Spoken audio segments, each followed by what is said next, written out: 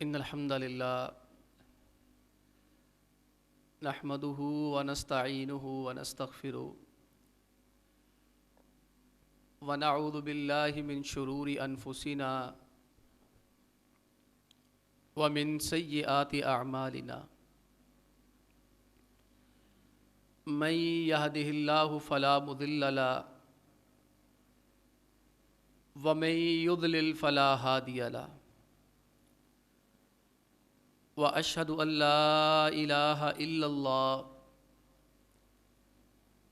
واشهد ان محمدا عبده ورسوله اما بعد فان خیر الحدیث کتاب اللہ وخیر الہدی ہدی محمد صلی اللہ علیہ وسلم وشر الامور محدثاتها وكل محدثة بدعة وكل بدعة ضلالة وكل ضلالة في النار قال الله تعالى في محكم تنزيله سبحان الذي أسرى بعبده ليلا من المسجد الحرام إلى المسجد الأقصى الذي باركنا حوله لنريه من آياتنا۔ محترم بھائیو، عزیز بزرگوں اور دوستو، اگر ہم تاریخ کا مطالعہ کریں بڑی ہی گہری نظر سے، سرسری طور پر نہیں، انتہائی توجہ سے، تو پتہ چلتا ہے کہ جو عیسائی تھے ان کے اوپر تین طبقے بہت ہی خطرناک قسم کے حکمران تھے۔ تین طبقوں کی ان کے اوپر اجارہ دری تھی، بدماشی تھی۔ ایک ان کے حکمران، دوسرے ان کے پادری، تیسرے ان کے سرمایہ دار۔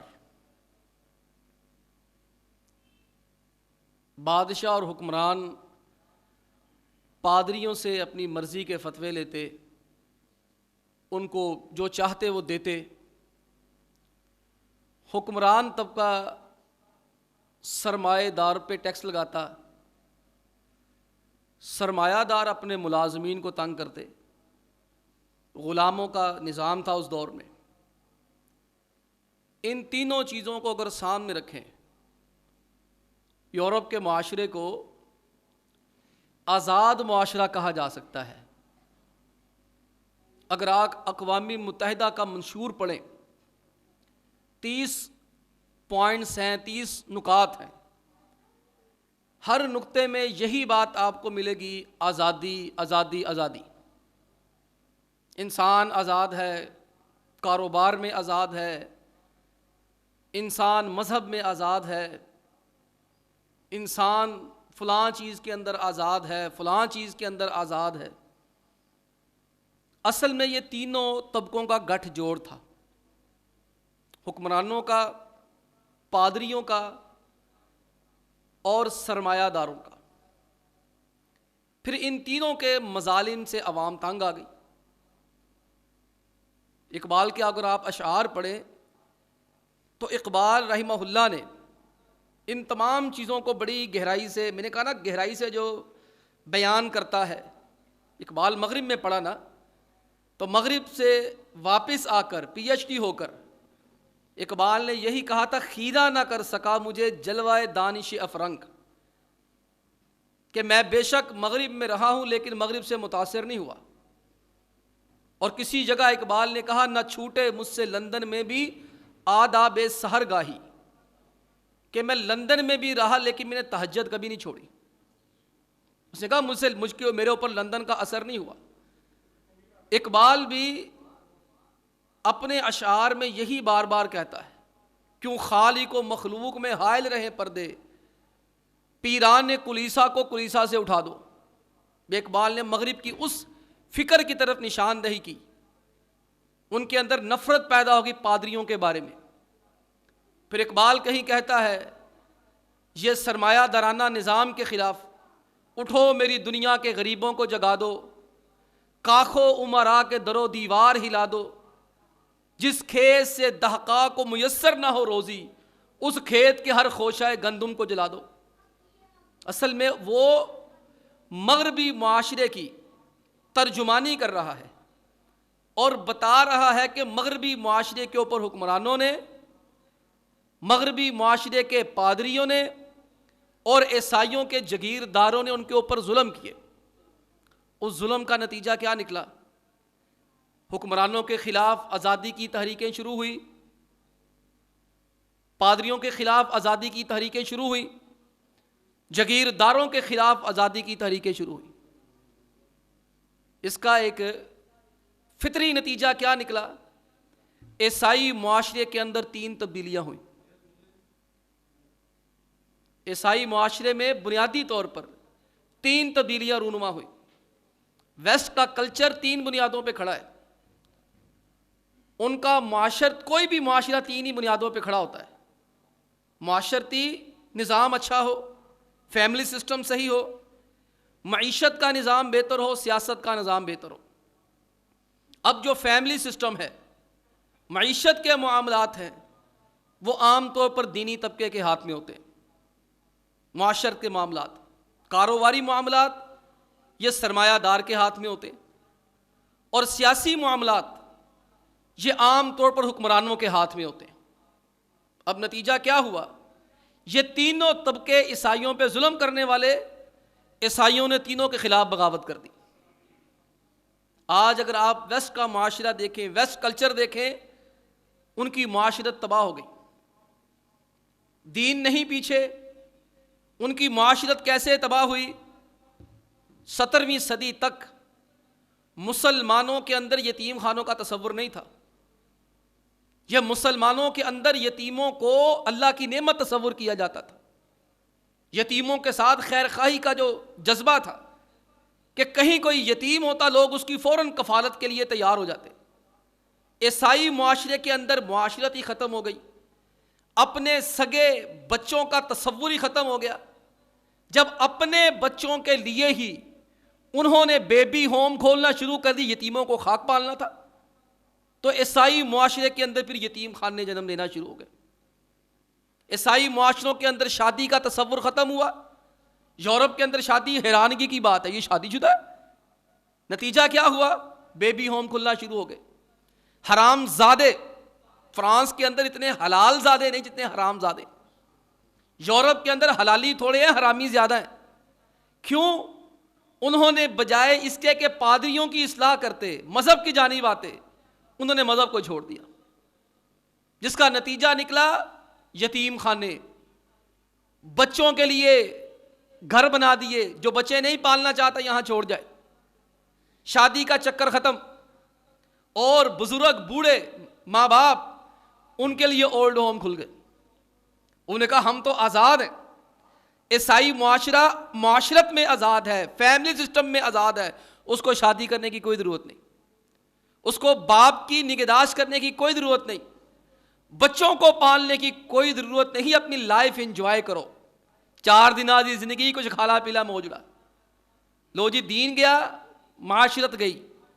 معیشت، انہوں نے جاگیرداروں سے جان چھڑائی، اس کے نتیجے میں پروٹسٹنٹ تحریک وجود میں آئی۔ میں نے کل بھی عرض کیا خطبہ میں، کیتھولک کے ہاں سود حرام ہے، پروٹسٹنٹ اس کی اجازت دیتے ہیں۔ اس وقت چونکہ کیتھولک زیادہ تھے، پروٹسٹنٹ نہیں تھے، تو کیتھولک کے پادریوں نے یہ راہ نکالی کہ آپ یہودیوں سے سود لے لیں۔ آپ کا شیکسپیئر بہت بڑا یہودی تھا، بہت بڑا سود خور تھا، بہت بڑا سود خور تھا یہ، اور شیکسپیئر لوگوں کو سود دیتا تھا نا۔ شیکسپیئر کی شرط پتہ کیا ہوتی تھی؟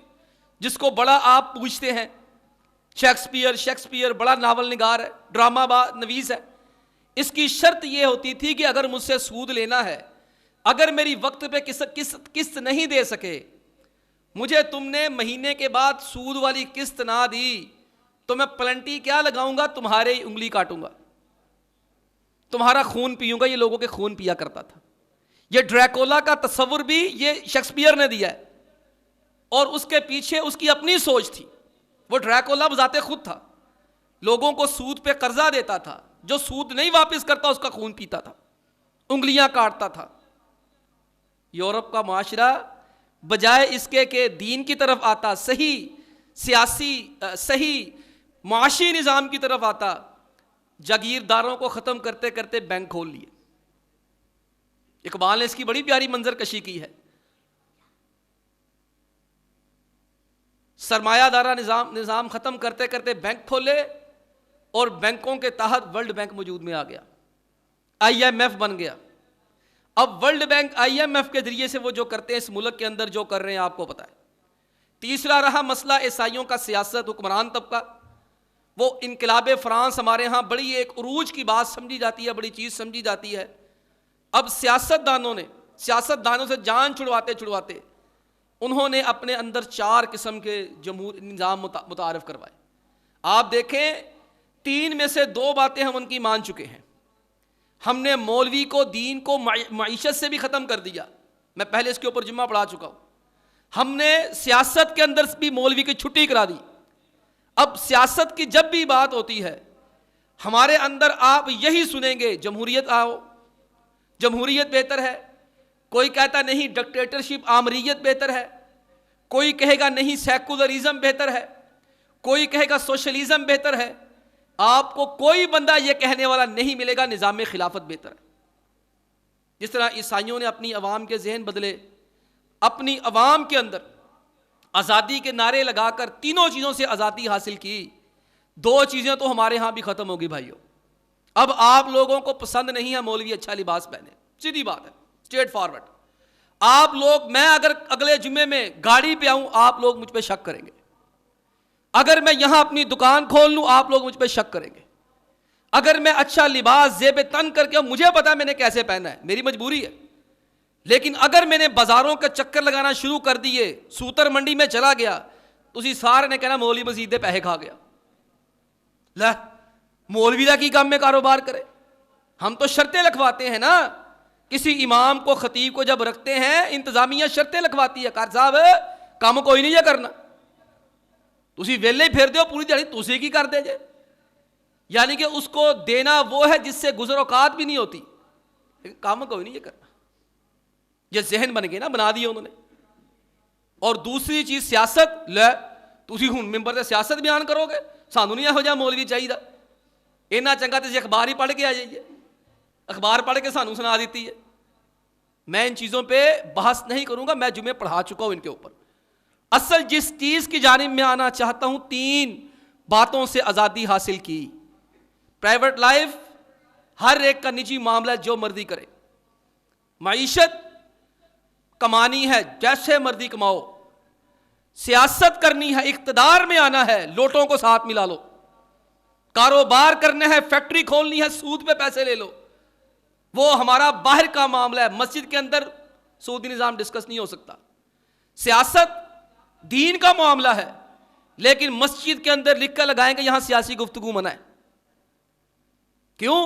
انہوں نے ہمارے ذہنوں سے کھرچ دیا. مولوی کی جرت نہیں ہونی چاہیے حلال و حرام کی بات کرے, مولوی کو نہیں چاہیے سیاست پہ گفتگو کرے.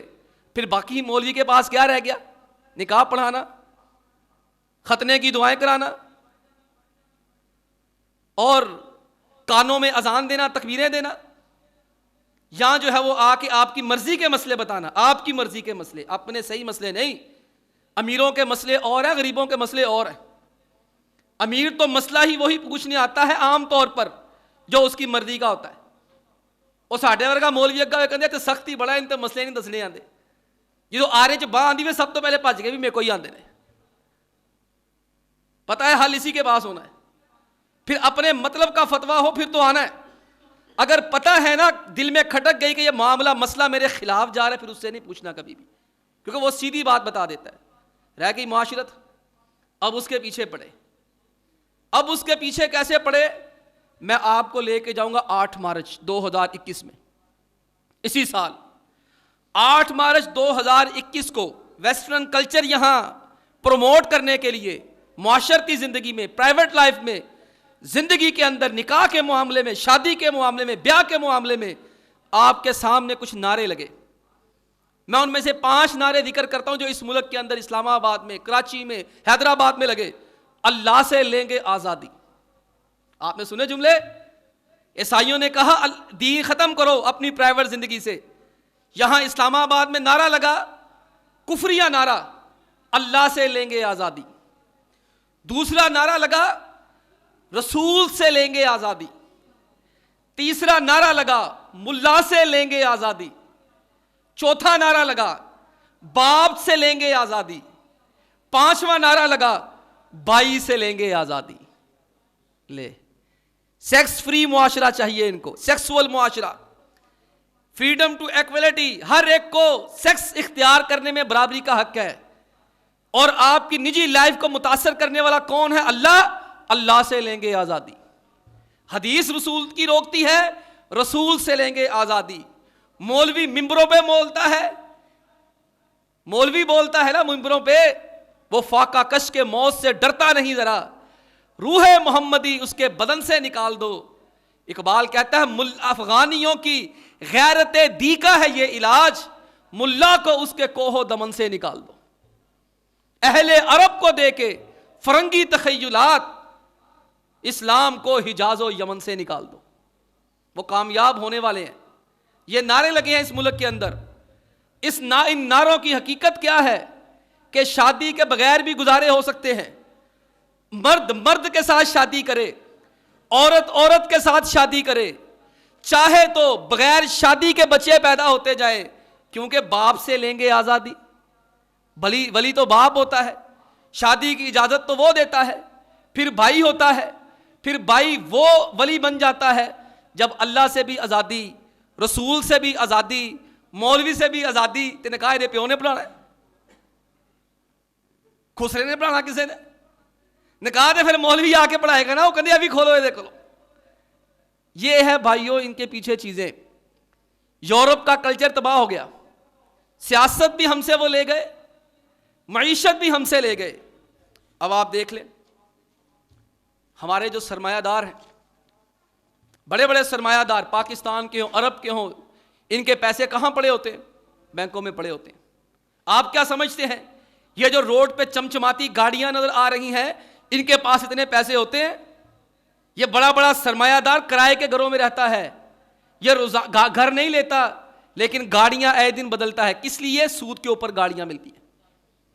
اس کا سارا کچھ پلج ہوتا ہے بینک کے تھرو. اگر آپ ان بیچاروں کے حالات سنیں نا، 70,000 قسط بینک کی فلانی چیز کی دے رہے ہیں، ہر چیز قسطوں کے اوپر لے کے آ رہے ہیں. اب ہمارا فرض کیا ہے بھائی؟ ہم نے جمعے کا عنوان رکھا آزادی نہیں بندگی. ہم آزاد نہیں ہیں، ہم اللہ کے بندے ہیں. میں نے پھر دوبارہ اسی طرف آنا ہے، آپ کو کہنا ہے، اگر آپ کو موقع ملے اقوام متحدہ کا منشور پڑھ کے دیکھ لیں. 30 نکات ہیں، دنیا کی ہر زبان میں انہوں نے اس کا ترجمہ کیا. UNO بنی، یونائٹڈ نیشن بنی 1948 میں. اس کا مقصد ہی یہی تھا، دنیا کو دین سے بیگانہ کیا جائے، دنیا کے لیے دین کے بارے میں شک و شبہات پیدا کیے جائے. اب ہمارا مسئلہ ہے بھائی، ہم اپنا دین نہیں چھوڑ سکتے، ہم آزاد نہیں ہیں، ہم اللہ کے بندے ہیں.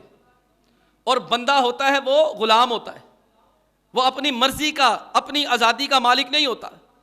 اور اقبال نے بہت پہلے کہہ دیا جب مغرب کا مطالعہ کیا، اپنی ملت پر قیاس اقوام مغرب سے نہ کر، خاص ہے ترکیب میں قوم رسول ہاشمی. وہ کہتا ہے اپنے آپ کو بنانا ہے، سنوارنا ہے، مغرب کی جانب جانے کی ضرورت نہیں ہے. خاص ہے ترکیب میں قوم رسول ہاشمی. تم اللہ کے پیغمبر علیہ الصلوۃ والسلام کی امت ہو، تمہیں اس کے علاوہ کسی کی گائیڈ لائن کی ضرورت ہی نہیں ہے. اللہ کے پیغمبر علیہ الصلوۃ والسلام نے وضاحت فرمائی.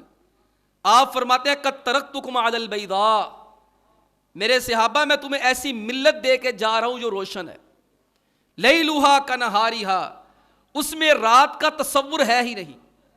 وہ ملت انتہائی روشن ہے، اس کی رات بھی سفید ہے، اس کی رات میں بھی سورج ہی ہے. لا یزیغ عنہا بعدی الا ہالک. اس کو چھوڑنے والا وہی ہو سکتا ہے جس کے مقدر کے اندر ہی تباہی اور بربادی ہے. ہمارا فرض بنتا ہے. مغرب کا تصور آزادی ہے جس بنیاد پہ کھڑا ہے وہ کیا ہے کہ ہر فرد اچھائی اور برائی کا فیصلہ خود کرے گا. یہ ہے مغرب کا تصور آزادی. ہر فرد خیر و شر کی امتیاز کرنے میں خود مختار ہے. یہ لکھا ہے اقوام متحدہ کے چارٹر میں. ہر بندہ خود مختار ہے. وہ جس کو چاہے اچھا کرے, جس کو چاہے برا کہے. یعنی اگر میں چاہوں تو بغیر نکاح کے رہنے کو اچھا کہوں تو مغرب کے مطابق ہی اچھا ہے.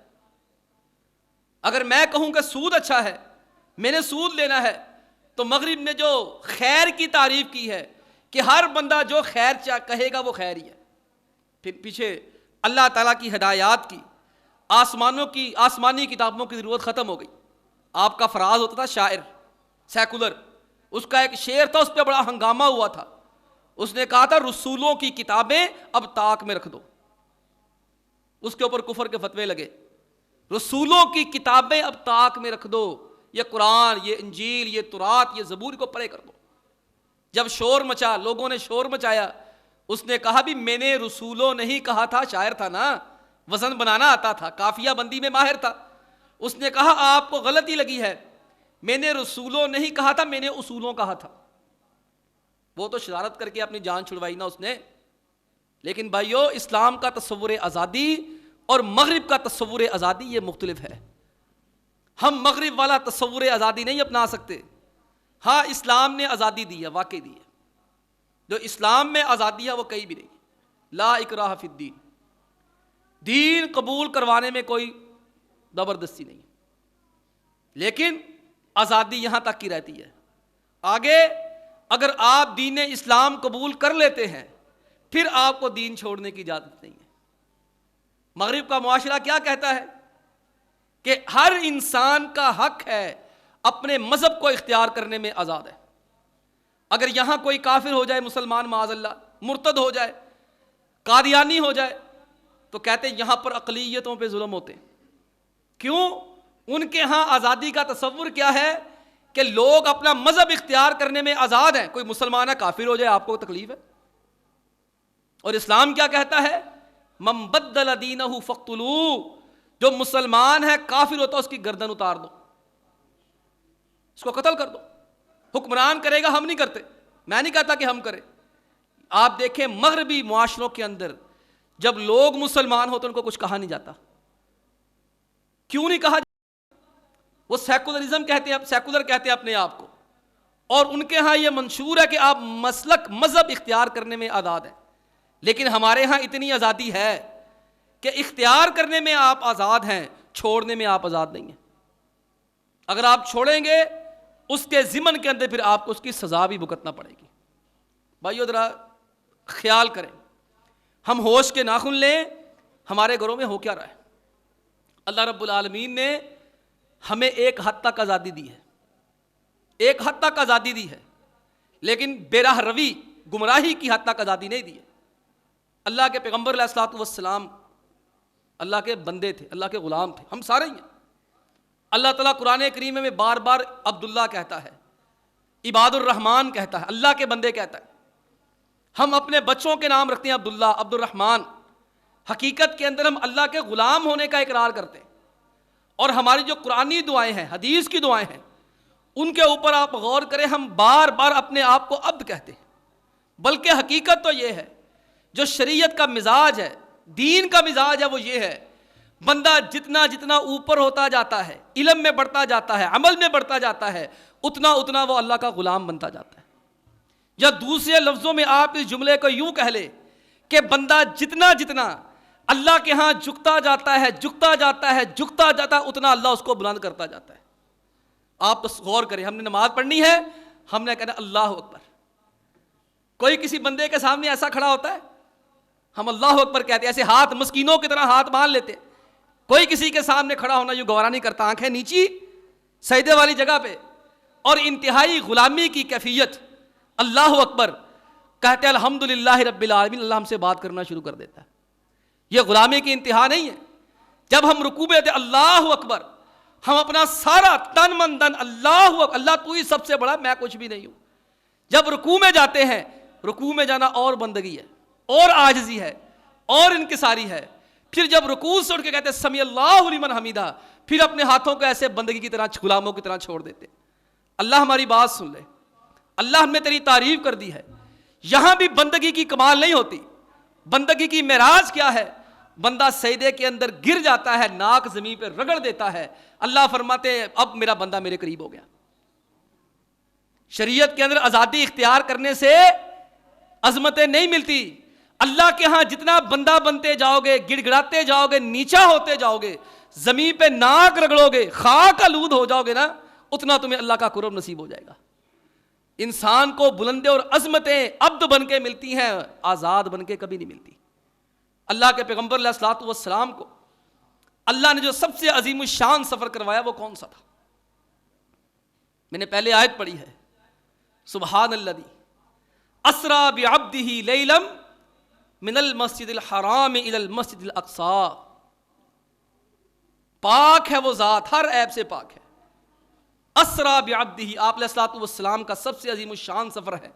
اگر زمینی سفر لیا جائے سب سے عظیم الشان تو بیت اللہ سے مسجد اقصیٰ کا. اگر آسمانی سفر لیا جائے تو معراج کا سفر ہے. فکان قاب قوسین او ادنیٰ. اللہ فرماتے ہیں پاک ہے وہ ذات جو اپنے بندے کو مسجد اقصیٰ سے، مسجد حرام سے مسجد اقصیٰ تک لے گئی. اللہ نے یہاں نبی کریم علیہ السلام کو اپنا غلام کہا ہے، اپنا بندہ کہا ہے. وہ ذات جو اپنے بندے کو مسجد حرام سے مسجد اقصیٰ تک لے گئی. وہ اللہ کے بندے بننا ہے نا، اللہ کی بندگی اختیار کرنی ہے تو مسجد کے ساتھ جڑنا پڑے گا. اس آیت نے بتا دیا. اللہ کا بننا ہے تو پھر مسجدوں کے ساتھ جڑ جاؤ. یہ مسجد حرام سے مسجد اقصیٰ تک آپ بندے ہی تھے.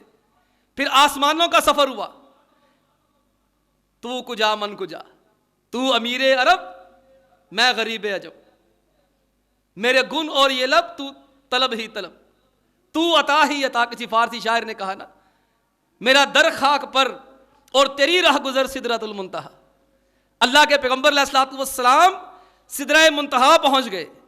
وہاں جبریل نے بھی ایک مقام پر آ کر کہا کہ میرے پر جل جاتے ہیں. اللہ کے پیغمبر علیہ الصلوۃ والسلام کہے جب میں اس مقام پہ پہنچا تو جبریل پہ اتنی خشیت طاری ہو گئی، مجھے لگا کہ جبریل کے ٹکڑے ٹکڑے ہو جائیں گے، جبریل ریزہ ریزہ ہو جائے گا. میں نے کہا جبریل کیا ہوا؟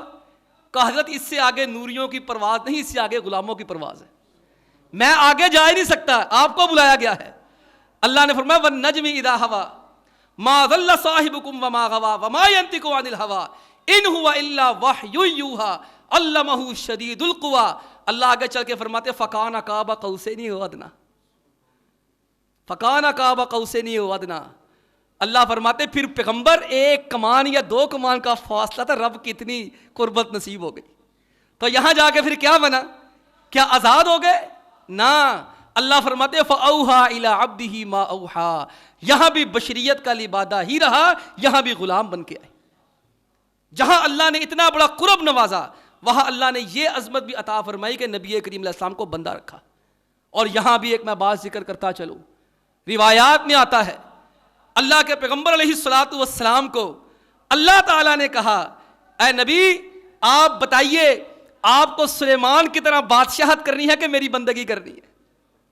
اللہ نے اختیار دیا فَأَوْحَا إِلَىٰ عَبْدِهِ مَا أَوْحَا. اختیار دیا. آپ کو کیا چاہیے؟ سلیمان جیسی بادشاہت دے دیں، سمندر کی موجیں آپ کے تابع کر دیں، ہواؤں کا رخ آپ کی مرضی پہ کر دیں، آپ کا تخت ہواؤں میں چلا دیں. آپ کو بادشاہت چاہیے کہ بندگی چاہیے؟ اللہ کے پیغمبر علیہ الصلوۃ والسلام نے جبریل کی جانب دیکھا. جبریل کے اندر بولنے کی ہمت نہیں ہے، لیکن ہزاروں لاکھوں کروڑوں نوری سالوں سے رب کا وہ فرستادہ، رب کا وہ رسول پیغمبروں کی جانب وحی لے کے جانے والا، کروڑوں سالوں سے رب کا مزاج آشنا، اسے بولنے کی ہمت نہیں ہے لیکن رب کی رضا جانتا ہے. جبریل نے ہاتھ سے کہا بندگی. تیری سرکار میں پہنچے تو سبھی ایک ہوئے. اس مکان پہ اللہ سے آزادی نہیں ملتی، رسول سے آزادی نہیں لینی، ہم نے بھائی سے، باپ سے، فلاں فلاں سے آزادی نہیں لینی. جبریل نے ہاتھ سے ایسے کر کے اشارہ کیا بندگی. اللہ کے پیغمبر علیہ الصلوۃ والسلام کو لوگوں نے تعریفیں کی، آپ فرمایا نہیں نہیں نہیں، انا عبداللہ، اور میں تو اللہ کا غلام ہوں۔ یہ بندگی اختیار کرنا دکھوں سے، غموں سے نجات ہے۔ یہ ٹینشن کے مارے ہوئے آزادی کے نعرے لگانے والے کھزرے ہیجڑے، آزادی آزادی آزادی، ان کو پھکے گولیوں کے مارنے کے سوا نیند نہیں آتی۔ ان مولویوں کو، قاریوں کو، درویشوں کو، نمازیوں کو دیکھو، سو جاتے ہیں سڑک پہ اخبار بچھا کر، ہم مزدور ہیں، نیند کی گولی نہیں کھاتے۔ جو عبد نہیں ہے انہیں راتوں کو نیندیں نہیں آتی، اور جو عبد ہے، اللہ کا غلام ہے، وہ آرام سے ایسے کر کے اس ہاتھ کا سرہانہ بناتا ہے، یا اللہ میں تیرا بندہ۔ دکھوں اور غموں کا علاج یہ ہے اللہ کے حضور عاجزی انکساری کا اظہار کیا جائے۔ پیارے پیغمبر علیہ الصلوۃ والسلام نے فرمایا، بھائی وقت زیادہ لے لوں گا، معذرت چاہتا ہوں آپ سے، اگر کسی کو اعتراض ہے تو بول دے، میں بیٹھ جاتا ہوں، ابھی 1 منٹ ہے۔ دعا بڑی پیاری لگتی ہے مجھے۔ اللہ کے پیغمبر علیہ الصلوۃ والسلام، میرے صحابہ، ایک دعا ایسی ہے، جو بندہ ٹینشن اور پریشانی میں ہو، اللہ سے یہ دعا کرے گا، اللہ اس کی ٹینشنیں دور کر دے گا، اور اس کے غموں کو اللہ خوشیوں میں بدل دے گا۔ آپ علیہ الصلوۃ والسلام وہ دعا کیا بتائی؟ اللہم انی عبدک، یا اللہ میں تیرا غلام، یا اللہ میں تیرا بندہ، وابن عبدک، یا اللہ میرا باپ بھی تیرا نوکر، تیرا غلام، وابن امتک، میری ماں بھی تیری نوکرانی، میرا سارا گرانہ تیرا خادم، ہم تیرے نوکر، تیرے در کے بھکاری اور فقیر، ناصیتی بیدک، یا اللہ میں آزاد نہیں ہوں، میری پیشانی تیرے ہاتھ میں ہے، ماذن فی حکمک، میرے بارے میں مرضیاں تیری چلتی ہیں، میں آزاد نہیں ہوں، عدل فی قضاؤک، یا اللہ جو تو میرے بارے میں فیصلہ کرے گا نا، میں اسے تسلیم کرنے کو تیار ہوں، میں ہچکچاؤں گا نہیں، میں آزادی آزادی نہیں کروں گا، جو تو کر دے مجھے منظور، تو مجھے زندہ رکھے تیری مرضی، مجھے مار دے میری مرضی، تیری مرضی، میری اولاد لے جائے تیری مرضی، میرا مال لے جائے تیری مرضی، میں نے آگے سے کوئی الٹی سیدھی بات نہیں کرنی۔ اللہم انی اسألک بکل اسم ھو لک، یا اللہ میں پریشان ہوں، میں تجھے تیرے ہر اس نام کا واسطہ دے کے تجھ سے سوال کرتا ہوں جو تو نے اپنے پیغمبروں کو بتایا، تو نے اپنے فرشتوں کو بتایا، تو نے اپنی کتابوں میں لکھا، ان تجعل القرآن ربیع قلبی، یا اللہ میرے قرآن کو میرے دل کی بہار بنا دے، ونورا وجلاء ہمی وغمی، یا اللہ میرے غموں کو خوشیوں میں بدل دے۔ پیارے پیغمبر علیہ الصلوۃ والسلام کے صحابہ نے یہ دعا سنی، صحابہ نے فرمایا اللہ کے پیغمبر علیہ الصلوۃ والسلام، ہم اس دعا کو یاد کر لیں، زبانی یاد کر لیں۔ اللہ کے پیغمبر علیہ الصلوۃ والسلام میں تم ہی نہیں، میری امت کا ہر بندہ جو یہ دعا سنے اسے چاہیے کہ یہ دعا زبانی یاد کر لے۔ کیوں زبانی یاد کرے؟ اس لیے کہ اس میں اپنی غلامی کا اقرار ہے، بندگی کا اقرار ہے، اور اس لیے اقبال نے کیا کہا تھا؟